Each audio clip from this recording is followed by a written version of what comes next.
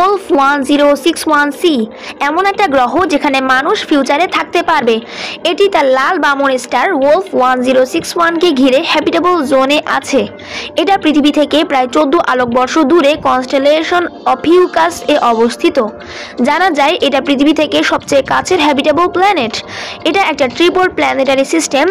এখানে 17 দিনে 1 বছর হয়, কাজেই এখানে থাকলে আমরা তাড়াতাড়ি বুড়া হয়ে যাব। হাহা, এটাকে সুপার আর্থ এক্সোপ্ল্যানেটও বলা হয় কারণ এটার ভর পৃথিবী থেকে অন্তত 3-4 গুণ বড়। ধারণা করা হয় এই গ্রহটার রেডিয়াস পৃথিবী থেকে 1.6 গুণ বেশি। এটার টেম্পারেচার প্রায় -50°C। এত ঠান্ডায় তো আমরা বরফ হয়ে যাব, তাই না? তোমাদের কি মনে হয়, আমরা কি এই গ্রহটাতে বাঁচতে পারবো? কমেন্টে জানাও। আর হ্যাঁ, ভিডিওটি ভালো লাগলে ভিডিওটিতে একটি লাইক করে চ্যানেলটিকে সাবস্ক্রাইব করতে ভুলো না। Bye bye.